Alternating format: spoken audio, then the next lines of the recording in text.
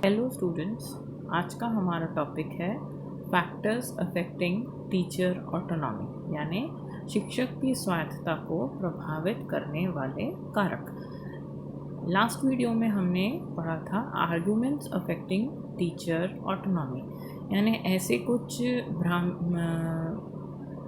भ्रमित करने वाले फैक्ट्स हैं, तथ्य हैं जो कि हमारे टीचर ऑटोनॉमी को प्रभावित करते हैं, शिक्षक स्वायत्तता को प्रभावित करते हैं। उनके बारे में हमने पिछले वीडियो में पढ़ा था। इस वीडियो में हम ऐसे कारकों के बारे में पढ़ेंगे, ऐसे फैक्टर्स के बारे में पढ़ेंगे जो एक टीचर की ऑटोनॉमी, उसकी स्वायत्तता को प्रभावित करते हैं। जैसा कि आप सब जानते हैं, ये टॉपिक नई तालीम स्किल बेस्ड लर्निंग या नई तालीम कौशल आधारित अधिगम विषय का है, यूनिट 1 और सेमेस्टर 3। So let's start.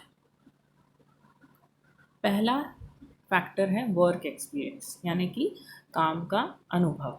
शिक्षक के काम का अनुभव या कार्य अनुभव जिसको हम कह सकते हैं, वर्क एक्सपीरियंस। अगर टीचर का या शिक्षक का वर्क एक्सपीरियंस, कार्य अनुभव कम है तो उसको मैनेजमेंट ऑटोनॉमस होने में, उसकी स्वायत्तता पर डाउट करता है, उसको रिस्क लेने नहीं देता है। तो ये चीज़ उसकी स्वायत्तता पर उसको प्रभावित करती है। मतलब अगर आपके एक्सपीरियंसेस कम हैं, आप एक फ्रेशर हैं, हो सकता है आपके पास आइडियाज़ बहुत अच्छे हों, लेकिन being a fresher you are not allowed to take those decisions and therefore your autonomy gets affected being a teacher. आप बहुत अच्छे एक फ्रेशर हैं, आप एक नए नए हैं इस प्रोफेशन में, आपको ज़्यादा वर्ष नहीं हुए हैं, अनुभव नहीं है आपको ज़्यादा इस फील्ड में, लेकिन आपके पास आइडियाज़ बहुत अच्छे अच्छे हैं, है ना। लेकिन क्योंकि आपका कार्य अनुभव कम है, इसलिए आपको इस चीज़ के लिए प्रोत्साहित नहीं किया जाता, जो कि एक शिक्षक की स्वायत्तता को प्रभावित करता है। फिर है करियर स्टेज। करियर के किस चरण पे आप हैं। जब आप इनिशियल स्टेज पे रहते हैं, तब आपका जो करियर के जब इनिशियल स्टेज में रहते, शुरुआती दौर में रहते हैं, तो आप बहुत सारे स्टेबल रहते हैं थोड़े दिन तक। फिर बाद जब आपकी आयु थोड़ी सी आप में मैच्योरिटी आती है, तो आप रिस्क लेना चालू करते हैं और आप अपने आप को स्थापित करना चाहते हैं, एक एस्टैब्लिशमेंट स्टेज पर आते हैं और आप रिस्क लेना चाहते हैं। उसके बाद कुछ और वर्षों के बाद अगर आपने रिस्क ली है और अगर वो सक्सेसफुल हुई है वो रिस्क, और आप एकदम से अपने करियर में हाइक लेते हैं, लेकिन अगर वो रिस्क फेल हो जाती है तो आपका डाउनफॉल होता है। और इन एनी केस अगर कोई भी उसका रेपरकेशन पॉजिटिव नेगेटिव नहीं हुआ, तो आप एक स्टेबल करियर को मेंटेन करते हैं और वहाँ से आपका मानसिक मेंटल स्टेबिलिटी आ जाती है। आप फिर किसी भी तरीके का रिस्क लेना अपने जीवन में नहीं चाहते हैं, अपने प्रोफेशन में नहीं चाहते हैं, और आप एक सेफ जोन में अपने आप को, एक कंफर्ट जोन में अपने आप को संकुचित कर लेते हैं, कंसंट्रेट कर लेते हैं, और इस तरीके से आप एक रिटायरमेंट एज तक पहुंच जाते हैं और फिर वहां से आपका डिक्लाइन चालू हो जाता है। तो ये भी एक फैक्टर है कि आप किस करियर के किस स्टेज पे हैं। अगर आप एकदम इनिशियल स्टेज पे हैं, जहाँ पे आप सेट हो चुके हैं, थोड़ा सा एक्सपीरियंस प्राप्त कर चुके हैं, तो आप रिस्क लेना चाहते हैं। लेकिन बहुत इनिशियल स्टेज में, जैसा कि हमने पिछली स्लाइड में देखा कि अगर आप फ्रेशर हैं तो आपको ज़्यादा रिस्क लेने की, ज़्यादा अपने डिसीजंस को लेने की अनुमति नहीं होती है। तो वहाँ पर, या फिर अगर आप कुछ फेल हो गए हैं तो आप या फिर एक कंफर्ट जोन में रहना चाहते हैं, उस स्टेज पर आपकी ऑटोनॉमी भी प्रभावित होती है, क्योंकि फिर आप डिसीजंस लेना बंद कर देते हैं, आप रिस्क लेना बंद कर देते हैं, कुछ भी नया इनिशिएटिव लेना बंद कर देते हैं।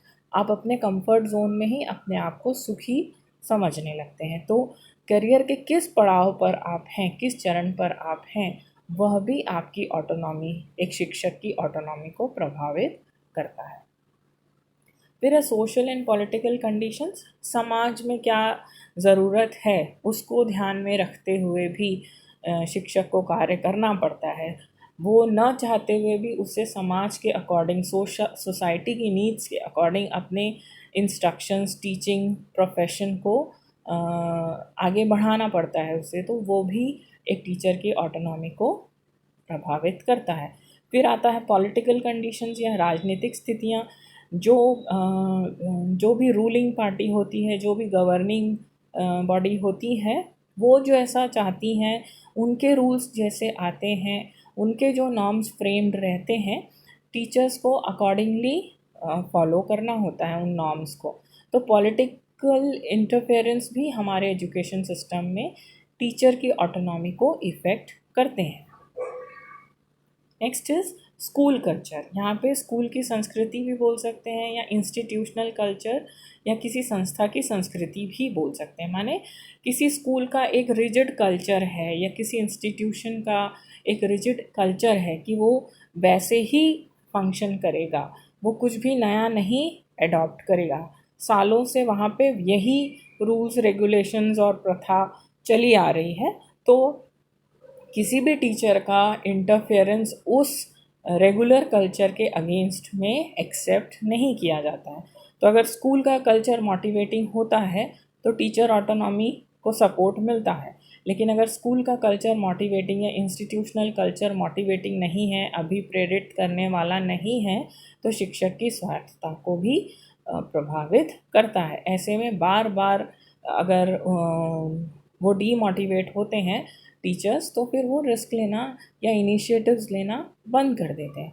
और अगर स्कूल की संस्कृति, स्कूल का कल्चर मोटिवेटिंग, अप्रिशिएटिंग, एक्सेप्टिंग ऐसा वाला कल्चर है, तो टीचर को बहुत सपोर्ट मिलता है और टीचर की ऑटोनॉमी को भी बहुत ज़्यादा बढ़ावा, एनकरेजमेंट मिलता है। Then leadership and peer support. यहाँ पे नेतृत्व और सहकर्मी का समर्थन। लीडरशिप यानी आप में ये कैपेबिलिटी होनी चाहिए कि आप इनिशिएटिव लेके उसको एंड तक सक्सेसफुल बना पाए कि नहीं, ये आप में भी एक, बीइंग अ टीचर आप में एक कैपेबिलिटी होनी चाहिए। एक टीचर में ये क्षमता होनी चाहिए, एक नेतृत्व क्षमता होनी चाहिए कि अगर वो कोई इनिशिएटिव, एक कोई नई चीज़ शुरू करता है, उसके पास कुछ नए अच्छे आइडियाज़ हैं, तो उसे वो सक्सेसफुली एग्जीक्यूट भी करे, है ना। और दूसरा पीयर सपोर्ट। जब कोई शिक्षक कुछ नए आइडियाज़ देता है या साझा करता है अपने साथियों के साथ, अपने कलीग्स के साथ, है ना, तो उन कलीग्स, उन पीयर ग्रुप का भी ये फंक्शन होता है या ये रोल होता है कि वो उससे सपोर्ट करे, उसे शुरू में ही डिमोटिवेट ना करे। उस शिक्षक ने जैसा सोचा है उसको वैसा करने के लिए मदद करे। हर बार सक्सेसफुल होना ज़रूरी नहीं है, लेकिन एक बार प्रयास करना बहुत ज़रूरी है। तो यहाँ पे लीडरशिप यानी कि शिक्षक की खुद की क्षमता, नेतृत्व क्षमता, कि वो किसी इनिशिएटिव को, किसी कार्य में अगर कोई वह पहल करता है, कोई नई आइडियाज़ लाता है, तो उसको आगे बढ़ाने में उसकी खुद की क्षमता होनी चाहिए और साथ वालों का सपोर्ट भी वो प्राप्त करे, ये भी उसमें क्षमता होनी चाहिए। और जो साथी हैं उनकी भी ये ड्यूटी है कि उनको सपोर्ट करे, उस शिक्षक को सपोर्ट करे, एक टीम के रूप में काम करे और सफलता को प्राप्त करे। Then dialogue between the individual and the system. व्यक्ति और प्रणाली के बीच संवाद। अगर किसी शिक्षक के पास कुछ नए आइडियाज़ हैं, कुछ नए तरीके से काम करने के उसके पास कुछ आइडियाज़ हैं, तो उसकी ये रिस्पॉन्सिबिलिटी हो जाती है, उस शिक्षक की ये जिम्मेदारी हो जाती है कि वो अपने आइडियाज़ को ठीक तरीके से अपने सुपीरियर्स तक, अपने मैनेजमेंट तक पहुंचाए, एक संवाद स्थापित करे। मतलब एक लैक ऑफ कम्युनिकेशन या मिसकम्युनिकेशन की स्थिति नहीं होनी चाहिए। उसमें यह क्षमता होनी चाहिए कि वो अपनी बात को सही से दूसरों के सामने प्रकट कर सके। अदरवाइज़ एक कन्फ्यूजन जनरेट होगा और उसके उस आइडिया या उस इनिशिएटिव को शुरुआत में ही डीमोटिवेट कर दिया जाएगा या कैंसिल कर दिया जाएगा या एक्सेप्ट नहीं किया जाएगा, रिजेक्ट कर दिया जाएगा। तो एक अच्छा संवाद स्थापित करना भी ज़रूरी है। एक better communication system is very necessary to be developed between the authorities and the individual if the teacher wants to get autonomy in that institution, if that teacher wants the initiatives which he or she is thinking about should get motivated or accepted. Then quality of learning experiences, सीखने के अनुभवों की गुणवत्ता। यहाँ पे सीखने के अनुभव यानी कि लर्निंग एक्सपीरियंसेस भी मैटर करते हैं टीचर ऑटोनॉमी में। कैसे? ज़रूरी नहीं है कि आपके जो आप सीखना चाह रहे हैं, बीइंग अ टीचर आप अच्छी अच्छी चीज़ें सीखना चाह रहे हैं और उनको नए चीज़ों को अडॉप्ट करना चाहते हैं, अपनी क्लासरूम में अप्लाई भी करना चाहते हैं, उनको प्रैक्टिकली यूज़ भी करना चाहते हैं। लेकिन आपके जो लर्निंग एक्सपीरियंसेस थे, अनुभव थे, वो अच्छे भी हो सकते हैं, वो बुरे भी हो सकते हैं। अगर अच्छे होते हैं तो आपको मोटिवेशन मिलता है और उनका एप्लीकेशन आपको सक्सेस दिलाता है। लेकिन अगर आपके एक्सपीरियंसेस अनुभव ख़राब होते हैं तो उसका रेपरकेशन स्कूल को, इंस्टीट्यूशन को, छात्रों को और ख़ुद टीचर को भी भुगतना पड़ता है। Similarly, connection of learning experiences to cognitive and affective needs, संज्ञानात्मक और भावात्मक ज़रूरतों के लिए सीखने के अनुभवों का कनेक्शन, यानी यहाँ पे आप सीखना तो चाह रहे थे लेकिन उन सीखी हुई चीज़ों का, उन अनुभवों का संज्ञात्मक प्रभाव भी होना चाहिए और भावात्मक प्रभाव भी होना चाहिए। यानी कि it should connect with your cognitive, affective and psychomotor domains also. It should fulfill your physical, social, emotional and cognitive needs also. मतलब उसमें वो सारे वो एक्सपीरियंसेस होने, लर्निंग एक्सपीरियंसेस इतने पॉजिटिव होने चाहिए कि वो आपके ज्ञानात्मक, भावात्मक सभी पक्षों पर काम करे। किसी एक पक्ष के साथ होकर वो अन्याय जाहिर करेंगे, वैसा रिजल्ट्स हमको देखने को नहीं मिलेगा। अगर अच्छे अनुभव होते हैं तो ये चीज़ें पॉजिटिव जाएंगी और ये लर्निंग एक्सपीरियंसेस अगर अच्छे नहीं होते हैं तो हमको प्रैक्टिकली भी ये चीज़ें नेगेटिव रूप में देखने को मिलती हैं।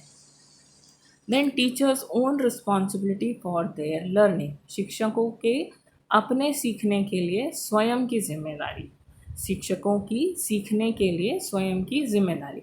हमने पिछले 2 स्लाइड्स में देखा लर्निंग एक्सपीरियंसेस अच्छे या बुरे हो सकते हैं।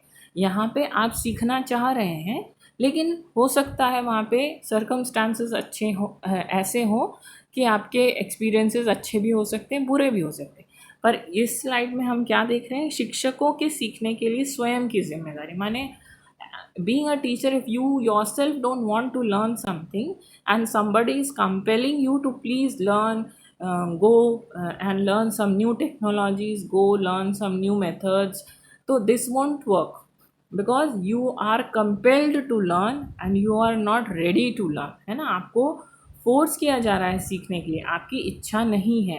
तो जब आप फोर्सफुली किसी चीज़ को सीखते हैं तो वो लर्निंग टेम्पररी हो जाती है, वो आपके साथ स्थायी नहीं रहती है, वो बहुत कम समय के साथ कम समय के लिए आपके साथ रहती है। तो अगर शिक्षक स्वयं से सीखने के लिए जिम्मेदारी उठाता है तो वो ज़्यादा अच्छा सीखता है, वो ज्ञान उसके साथ ज़्यादा देर तक रहता है और उन अच्छे एक्सपीरियंसेस को, अनुभवों को, अच्छे ज्ञान को वो अपने छात्रों पर लागू कर सकता है और यह चीज़ उसकी ऑटोनॉमी, टीचर ऑटोनॉमी को भी प्रभावित करती है। मतलब कि readiness of a teacher to learn, है ना। अगर वो लर्न करना नहीं चाहेगा, सीखना नहीं चाहेगा, नए टेक्निक्स और प्रेजेंट सिनेरियो के साथ अपने आप को एडजस्ट नहीं करेगा तो वो बहुत पीछे रह जाएगा और ये चीज़ उसकी ऑटोनॉमी को भी, टीचर की ऑटोनॉमी को भी प्रभावित करेगी।